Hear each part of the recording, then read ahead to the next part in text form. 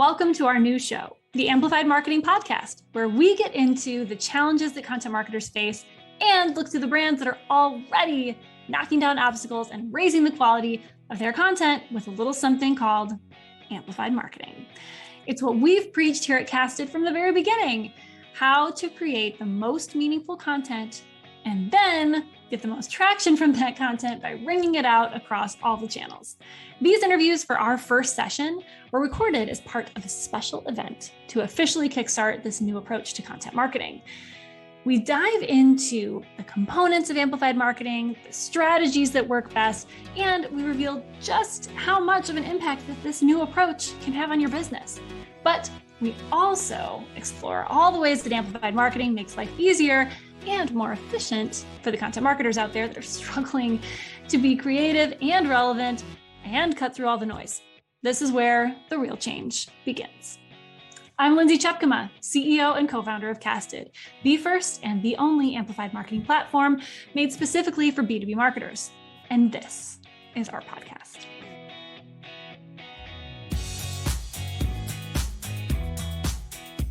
When we talk about amplified marketing, you're going to hear audio and video content a lot, and for good reason.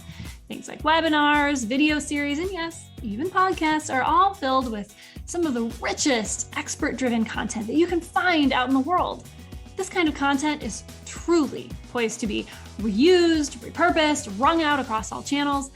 But when it comes to podcasting specifically, there seems to be a lot of perceptions about what podcasting is, what it isn't. And my guests today are here to put their own cards on the table and discuss the myths and misconceptions about podcasting that they believe might be holding brands back from expanding into this powerful channel. In this special session from our Amplified event, Lumavate's president and host of the Real Marketers podcast, which is so good, you guys, Stephanie Cox, and senior marketing specialist Michelle Lawrence share their thoughts on how a podcast fits in with the overall marketing strategy. And you probably won't be surprised to learn that they also know from personal experience how a podcast can actually fuel your content strategy and make it easier to amplify your content to feed all your other channels. So let's jump in, shall we? And learn where Stephanie and Michelle fall on the whole what podcasting is and isn't debate, and also take away some practical tips that you're really gonna love and advice that will help you embrace audio content and get started with amplified marketing. Just really what it's all about, right?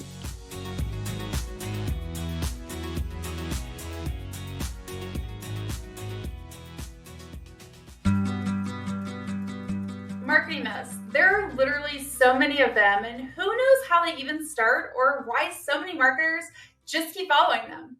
Well, we're here to stop the insanity and tell the truth about the 5 biggest podcast myths. Buckle up, you're about to hear a lot of hot takes. Let's snuff out the biggest myth of them all, that your CEO has to be your podcast host. Where do I even begin? There is an assumption, and I think it's wrong, that your CEO has to be your podcast host. And sometimes that's going to make sense for your show, and sometimes it just doesn't. So what actually makes a good host? Here's how I recommend thinking about it. There are 3 simple things to consider when choosing the best host for your show. First, the person has to enjoy talking to people. I know that sounds silly, but it's so important. That doesn't mean they have to be an extrovert, but they need to know how to have an engaging conversation. Second, they need to know how to listen, especially if your show is interview style. The guest should be doing the majority of the talking while the host guides the conversation. And that can be really hard for people who are used to being the center of attention. Your host should not be the center of attention, ever. Third, they have to be passionate about the topic of your show. And I mean really passionate. Your audience can see through the BS, so your host has to be the #1 fan of the topic.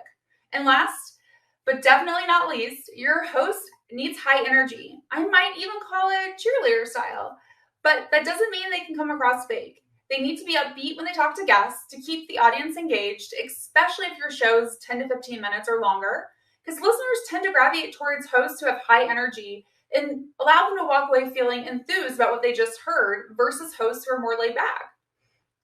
That's it. 4 simple criteria for finding the best host for your show. Sometimes it may be the CEO and sometimes it's not. But for your podcast to be successful, it has to be someone who fits these criteria regardless of their title. So this next myth, I think, is one of the most commonly believed myths out there around podcasting. And it's that there's a podcast for everything and you'll never be able to cut through the noise. So it is true. There's a ton of podcasts out there. I think we're up to around 2 million shows at this point, which that's a lot of content. But if you do something different with your show, the right audience will find you. But this doesn't mean you have to come up with something radically different. This doesn't mean you have to come up with a new format that no one's ever done before. In fact, some of the best marketing is iterations on things already done. The reason why they're memorable is because they take a different spin on them. I mean, just look at how many true crime podcasts are out there in the world. The reason why those shows make the top 10 or the top 20 lists each week is because their hosts do something different with their content. So when you first start a show, you need to ask yourself a couple questions before you press record on your first episode. The first one is, who is your show for?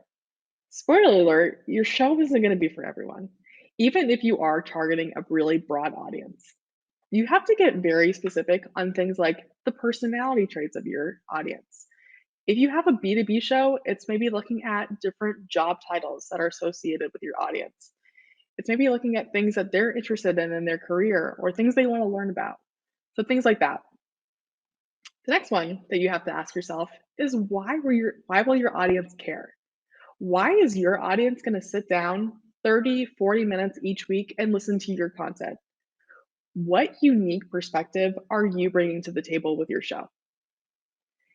Finally, you have to ask yourself, why do you care? Why are you starting a show? If your answer is, well, everyone else is doing it, you need a better reason to start a podcast. So this is kind of how we thought about our show, Real Marketers. It was in the very beginning of the pandemic. Everyone had a webinar or everyone had a fireside chat. And quite frankly, we were feeling kind of burnt out from it. But we were still seeking that sense of community associated with these types of events. So we took a look at our podcast and then thought about what we could change up there.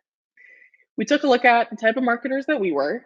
We took a look at, what things were important to us, what we would want to get out of the show personally. And that's where this idea of Real Marketers kind of blossomed. So we rebranded the show to Real Marketers. After we launched our first episode, we saw an influx of our listeners, writing into us, telling us how much the show's theme really resonated with us or with them. And I think it's because at the time, no one was really talking about how hard marketing was on social media. No one was really talking about, their failures, so others could learn. And the show was really all about getting stuff done, which I think resonated with a lot of folks. And so finally, if you don't want your show to kind of fall into the background noise, you have to switch things up. And in fact, we actually recommend it. So a few ways you can switch up and freshen up your show is introducing different segments, bringing in a guest host, testing out the length of different episodes. Maybe try testing out a shorter episode, since we all know, thanks to things like TikTok, that our attention spans are decreasing by the day. Another thing you can do is switch up the questions you ask guests or freshen up your intro or outro. So whether that's testing out new intro music or new outro music, whether it's kind of adding a little recap from the host at the end of each episode, trying new things like that might make your content feel a little bit fresher. This is one of my favorite myths to bust. Podcasting takes time and effort, but I wouldn't really say it's hard. Now, don't get me wrong, having a podcast takes a lot of work, but I wouldn't call it hard. Anyone can put together a killer podcast if they have the right strategy and put forth the time and effort. Let me explain. First, you need to have an actual purpose for your show. There are more than 2 million podcasts, which means you've got to do your homework. You need to take the topic you've initially identified for the show and start researching what else is out there. There are podcasts that already exist on that topic. Once you've found them, you need to start listening to their episodes. What's the flavor of their show? What's their show flow? What guests do they have on? All of those things are really important. From there, think about how your show can be different and focus on creating a show that isn't like anything else out there. Because guess what? If it already exists, why create something new? Number 2, spend time on your show flow. Now, I'll admit this one. I had no idea what a show flow was when I first started the podcast journey. And it wasn't until I actually got into the production of my own show that I realized how important it was. Show flow can make or break your podcast. Think about your own experiences as a consumer. Have you ever stopped listening to a podcast episode or stopped watching a TV show because there's been a weird lull in it? You're 10 to 15 minutes in and all of a sudden you're bored? Well, that can happen in a podcast. And that's why structure and flow of your content matter a lot. And you need to spend the time up front to get it right. Number 3, make the ask. This one will feel uncomfortable. It did for me at first, but it works. Trust me. Create a list of your dream podcast hosts.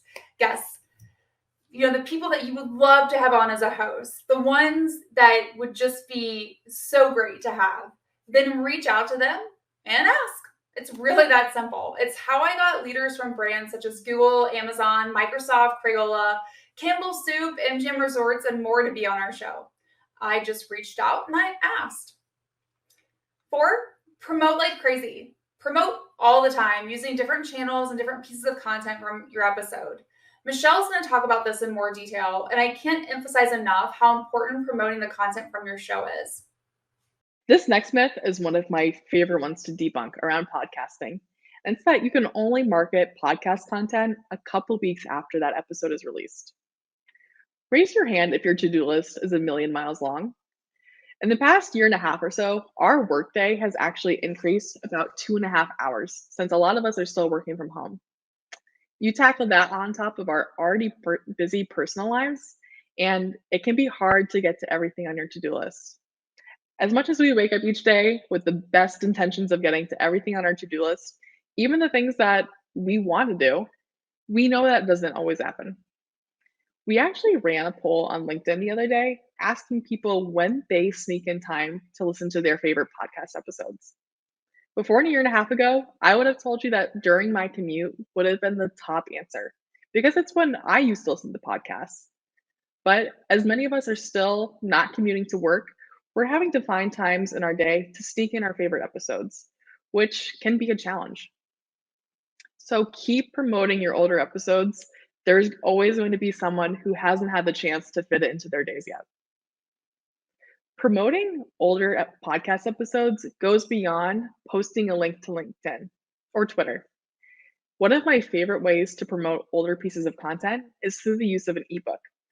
We actually did this recently with Real Marketers. We actually hit our 100th episode a few months ago. And so we compiled our favorite lessons that we've learned along the way into a giant ebook. And to give you an idea of the results that we've seen from this ebook since only launching it a couple months ago, one episode actually had a 200% increase in listens when compared to the 3 months period prior. And there are a ton of ways to promote older pieces of content besides an ebook. One of my favorite ways to do it is also through our tried and true blog posts. So this can mean either creating a summary of each episode, or it could be compiling multiple episodes and doing kind of a themed blog post. You can create highly visual quotes to post on Twitter or Instagram and get your team members to share too. Or this could be creating a little mini video series where you either take clips of a particular episode and make it a little video, or you can get the host or another team member to compile their favorite parts of an episode, almost like a highlight reel. So unless you're talking about the news or another time-sensitive topic, your content is most likely going to be evergreen to your audience. There's always going to be someone who hasn't had the chance to listen to an episode yet, so keep promoting older pieces of content. No, absolutely not. Let's talk about why this is the biggest myth of them all.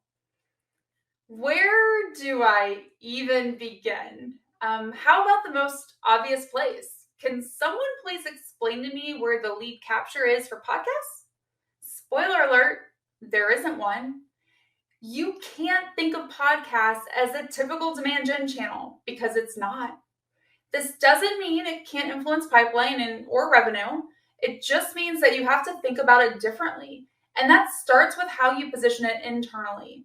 Your podcast should be about growing and building your brand and positioning your company and the host of your show as an expert on the topic it's about. It's about putting your company name, especially if you're a company that's in growth mode, next to other large brands by having them on as guests of your show. It's about generating buzz in the industry for the show, and you'll know that happens when well-known leaders start reaching out to you about being a guest on your show versus the other way around. But here's the thing, that isn't going to show up on a dashboard. All of these things are intangibles. I'm not saying that you shouldn't measure your podcast by metrics. You should. You should look at podcast metrics, but they don't tell the whole story about the value you get from having the show.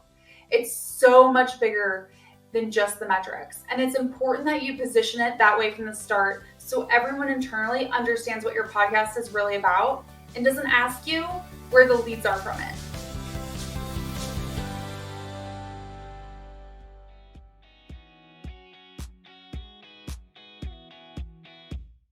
And that's our show. Thanks so much for listening and for watching. And to hear more of the content marketing discussions that Stephanie and Michelle are having with all the time with their guests, make sure to visit lumavate.com and check out their show, Real Marketers. So good. And to learn more about Casted and how we can help you, visit casted.us and be sure to subscribe to our newsletter to be the first to get information about all things amplified marketing, audio and video, podcasting, and everything in between.